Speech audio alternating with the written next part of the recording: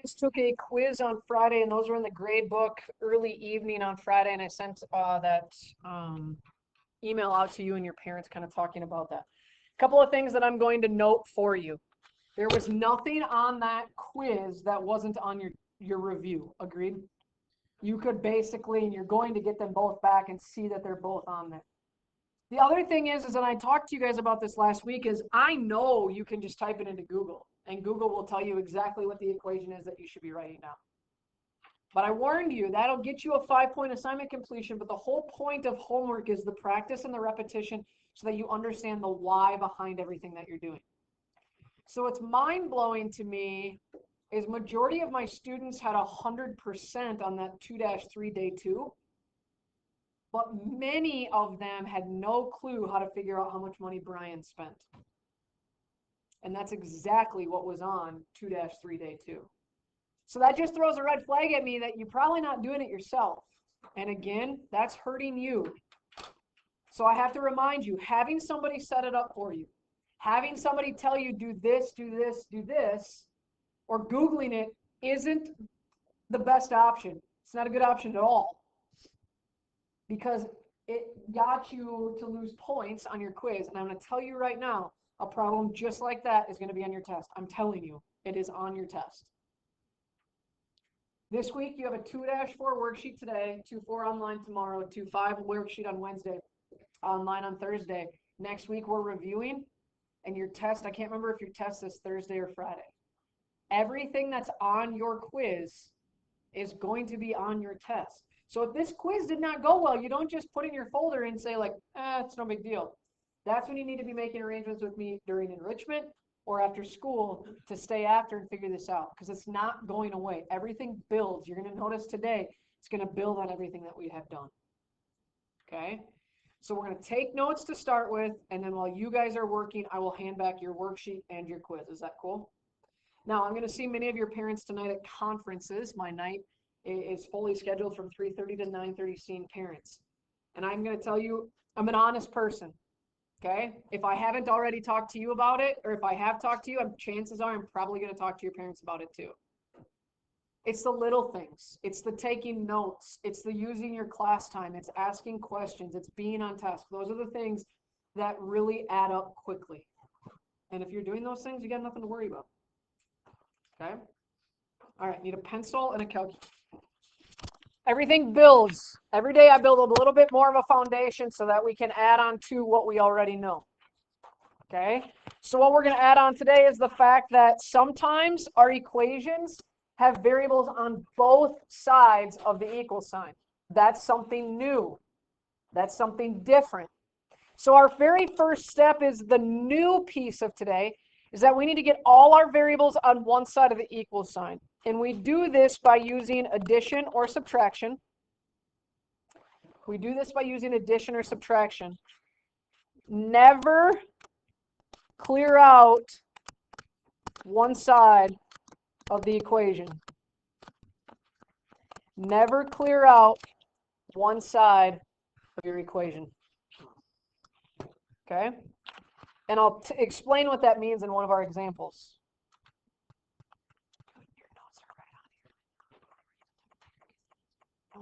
We just put them right on here. Why have 2 pages instead of 1? Everything's laid out right for you. Then you're going to get your variable and coefficient alone, which is also done by addition or subtraction. Then you're going to get your coefficient to be a positive 1, which is by multiplication or division. Step number 1 is our new piece of today. Everything else is going to look the same once we get past that first step. All right? So I'm going to ask that I'm going to lean heavily on you guys to do this for me. I'm going to cross off this 1 just so it doesn't get in my equation. You never have to tell me that the first step is drawing the line through the equal sign, because I always have that under control for you. So what they tell us is the first thing we need to do is we need to collect our variables on one side of the equal sign. Now, it doesn't matter if you move them to the left or you move them to the right, but we need to move one of them. Do you want to move 6n or 4n? 4n. Currently, is 4n positive or negative? It's positive. So to move it to the other side, I'm going to subtract it. So I subtract 4n from both sides. Notice putting it under the 6n, because that's what I'm going to subtract from. 6n minus 4n is 2n. I'm going to drag down minus 1. The 4n's cancel, and I'm going to drag down the negative 5. Now, don't let your negative sign get sucked into that equal. Sometimes you write it so close that you lose your negative. Now, this looks like last week's, right? So I cover up 2n. What do I need to move?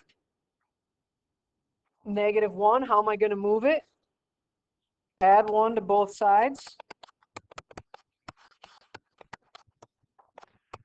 Be careful here. Negative 5 plus 1. Negative 4. Now I need to worry about a positive 1 coefficient. How do I do that? Divide both sides by 2. 1n equals negative 2. Once we collected this and we were at 2n minus 1 equals negative 5, that's exactly what we were doing last week. Nothing new, okay? That very first step, once we get everything collected, we're in the same place. Go to the right. Number 2. It says 8 plus 4d equals 5d. And we need to collect the d's either on the left or on the right. Now, last time I told you I didn't care if you moved 6 or if you moved 4, but this time I care. That little note we said, never clear out one side of the equal sign. If I move 5d, what would be remaining on that right-hand side? Nothing. So don't move him. He's all by himself. Leave him there. So that means we need to move 4d. How do I move 4d? Aiden? Very good. Subtract 4d to both sides. What do I drag down? Careful. Positive 8, right?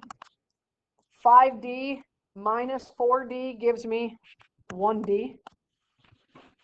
The next step is to make sure that d is by itself. Is there anything added or subtracted to d?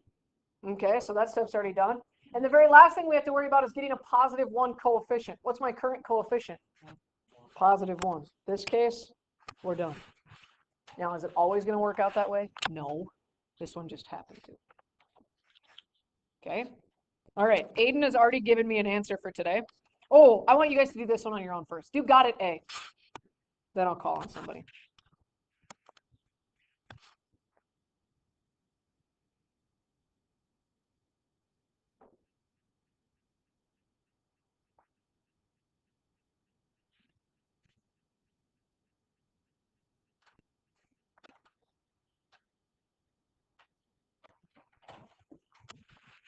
All right, Aiden's already answered. Somebody raise your hand and tell me the first thing you want me to do. Grady. Very good. Don't move 8a because he's already by himself. 8a minus 5a gives me 3a. What am I going to drag down on the right? 21. Somebody else, tell me my next step. Sage. Divide both sides by 3. 1a equals 7. Nicely done, you guys. Nicely done. Okay. Let's step it up a little bit. Let's go to B. Down my line. Somebody I haven't heard from, raise your hand and tell me your very first step with this. Minus 3x. Yeah. Okay, Aspen says, let's collect all of the x's on one side. She said subtract 3x. What am I going to drag down here? Negative 7. Don't lose the negative. 8x minus 3x is 5x. And then don't forget to drag down plus 23. Somebody else who has not answered for me, raise your hand and tell me your next step. Davion. Very good. Very good. I was just going to say be cautious with this, but he's absolutely right. Negative 7 minus 23 is negative 30. And I drag down a 5x. And somebody tell me my last step. McKinley. Divide by 5. X ends up being negative 6.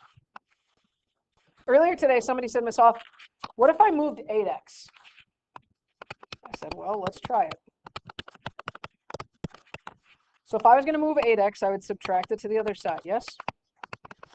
3 minus 8. Negative 5x minus 7 equals 23. What would I do next? Add 7 to the other side. Negative 5x equals 30. Then divide by negative 5. X equals negative 6. So you get the same answer, they're just swapped order, and that doesn't matter. Whether you say negative 6 equals x or x equals negative 6, they mean the same thing. So technically, it does not matter which one you move. You just are going to end up probably with a different sign during your work. Totally fine, though. Everybody's like, cool, those 4 problems, no big deal, Miss Hoff. And then we go to number 3, and they're like, no, problems with words. I can't do this. Green's Gym charges a one-time fee of $50 plus $30 per session for a personal trainer. A new fitness center charges a yearly fee of $250 plus $10 for each session with a personal trainer. For how many sessions is the cost of the 2 plans the same? In math, what does the same mean? Equal. So what I want to know is, when is Green's Gym going to be equal to the new fitness center?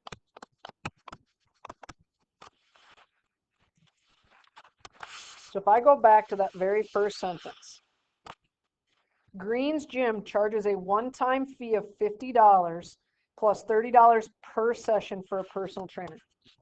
Who can tell me how I would set that up on the left side of the equal sign? Just Green's Gym. A one-time fee of $50 plus $30 per session. 50 plus 30x. What are your guys' thoughts? Agree or disagree? Agree. Keyword here, per. Per tells you to multiply. Per is telling you this number is the one that needs the variable. $50 is one time. $30 is over and over and over and over. Okay? A new fitness center charges a yearly fee of $250 plus $10 for each session with a trainer. Who can give me that side? Well, 250 plus 10. thoughts? Agree or disagree? But there's no word per. What's another keyword? Each. Per and each. Nicely done. Per and each. Okay? Somebody who has not answered for me. Let's solve this. Tell me my first step. Rebecca. Careful. If you want to move it, there you go. If you want to move it, we want to subtract. You said 30, right? Subtract 30x to the 10x. So I'm going to drag down a 50. I'm going to drag down 250. 10x minus 30x gives me negative 20x. Nicely done. Who's got my next step?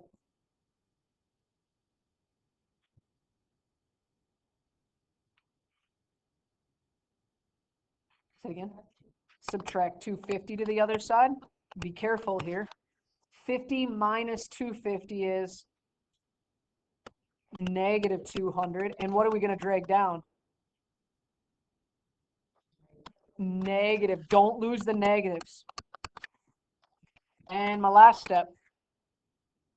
Divide by negative 20. X equals, say it again, 10. 10 what? What does X stand for?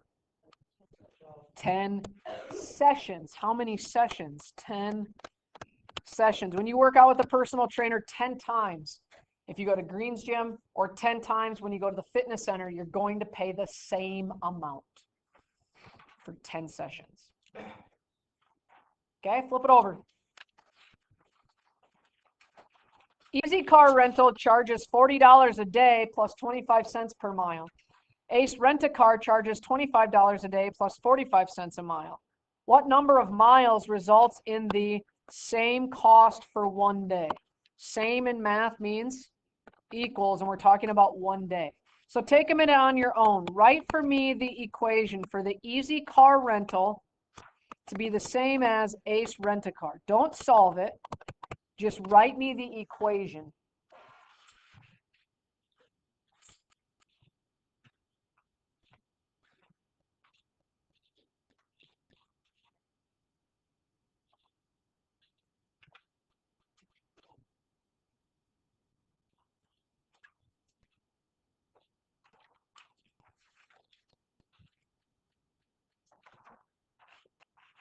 Somebody I haven't heard from. What do you have as an equation?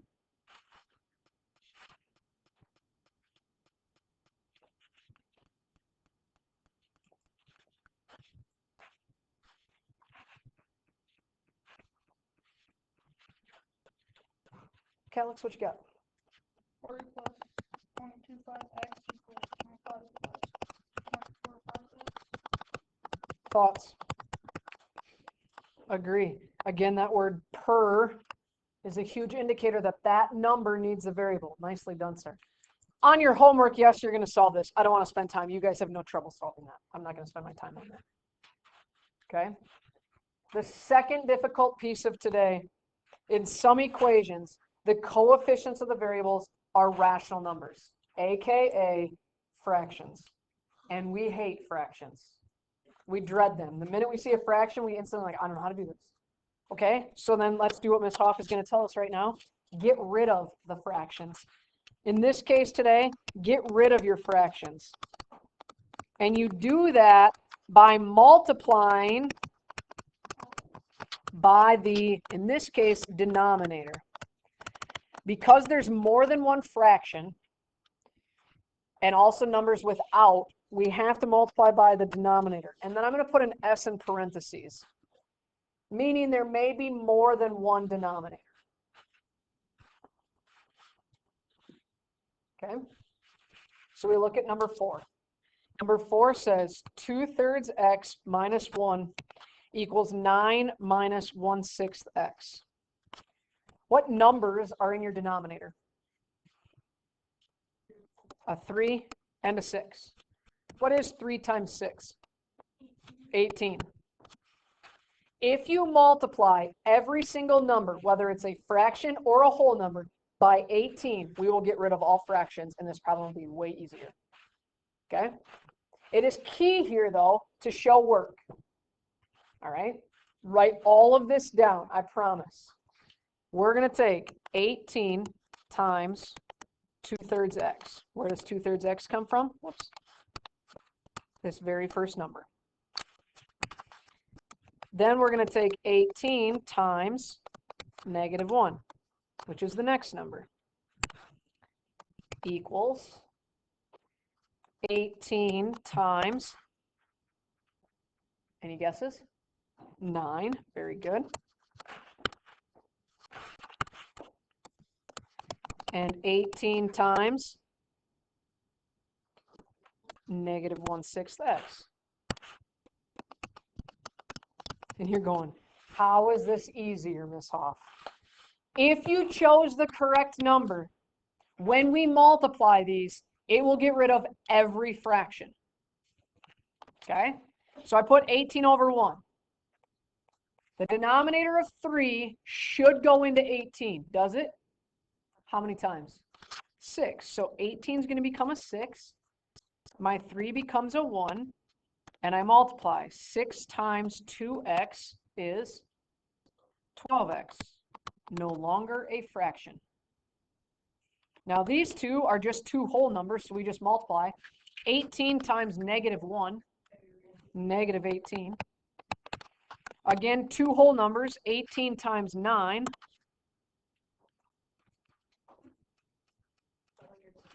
162.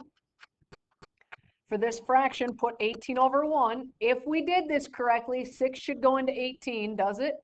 How many times? 3, and 6 becomes your 1. 3 times -1x is -3x. If I would have started with this, you guys have been like, this is no big deal, right? There's no fractions. I don't have to panic. So I draw a line down the center. Cole, what's your first step here?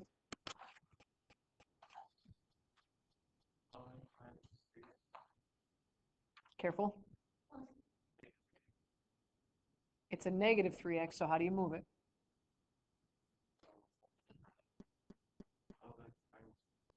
You got to do the opposite. What's the opposite of a -3? Very good. Add 3x. Don't get sign happy. It just makes it confusing. Everyone, 12x plus 3x is 15x. I drag down -18, and I equal it to a 162. Evan, what's your next step? Very good. We add 18 to the other side. Drag down our 15x. 162 plus 18. 180. Nolan, what's next? Very good. Divide both sides by 15. X equals 12. So after that nasty multiplying, it's just back to where we were. And if you did it correctly, all of your numbers will cancel and you will not have a fraction anymore. All right, let's practice again. D. What are your denominators on D? 2 and 4. 2 times 4 is 8. So we're going to multiply everything by 8. So we're going to write 8 times 1/2 p plus 8 times 7 equals 8 times 3/4 p plus 8 times 9. Even if it's a whole number, you still have to multiply.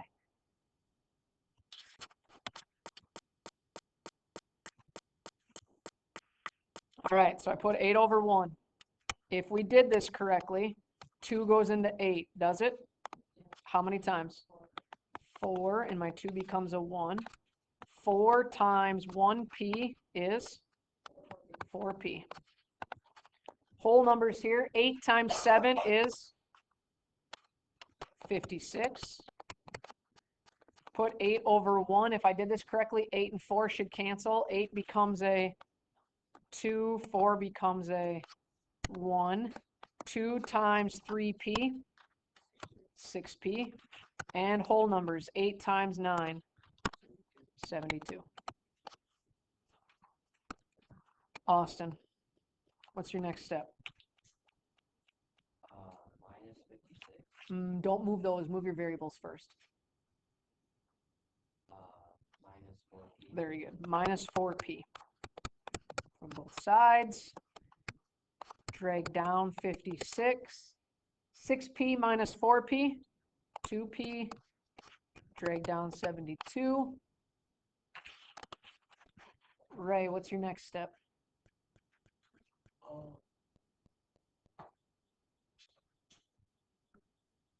Which one? If I cover up 2p, what do I need to get rid of? 72. And how do I do that? Subtract. Very good. Subtract 72 to both sides. 56 minus 72, negative 16. Alexis, what's my next step? Very good. Divide both sides by 2. P equals negative 8.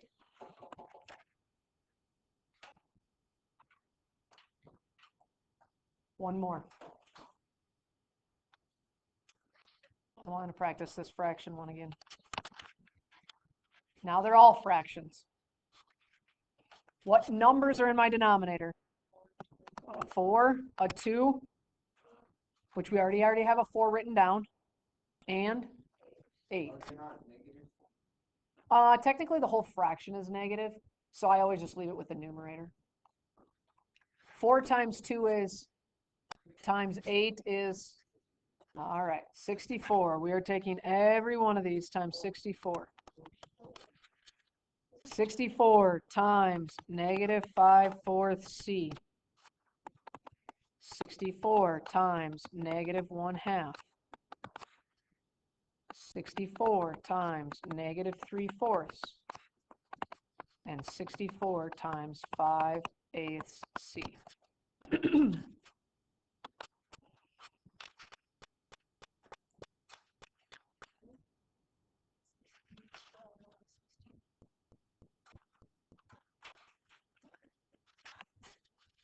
How many times does 4 go into 64? 16.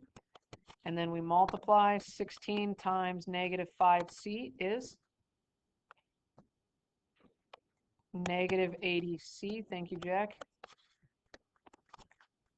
How many times does 2 go into 64?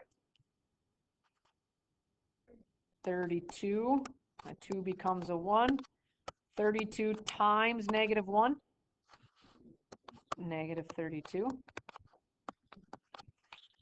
How many times does 4 go into 64?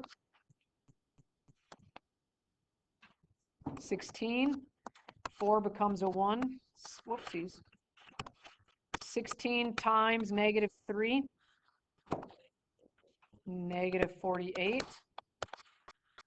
64 over 1. 8 goes into 64 8 times. 8 becomes a 1. 8 times 5c is 40c.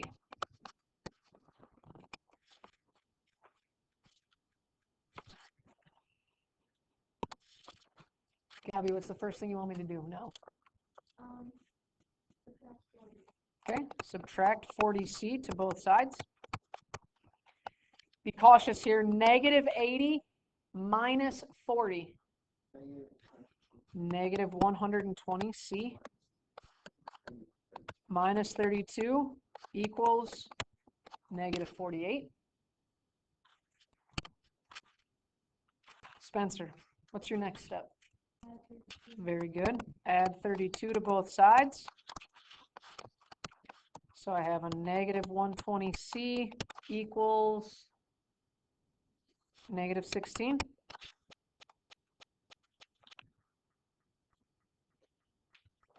Kennedy, what's my next step? Very good. I'm so proud of everybody. Nobody has fallen for that. Sometimes you automatically want to divide the smaller number, right? But it's the one with the variable, so nicely done. So these cancel to give you 1c. A negative divided by a negative is a positive. But if you type 16 divided by 120 in your calculator, you get a nasty decimal, right? And Ms. Hoff doesn't want a decimal. So we drag it straight down, 16 over 120. But now I have to ask myself, are there any numbers that can divide out of 16 and 120 evenly? Yeah. What can you divide out?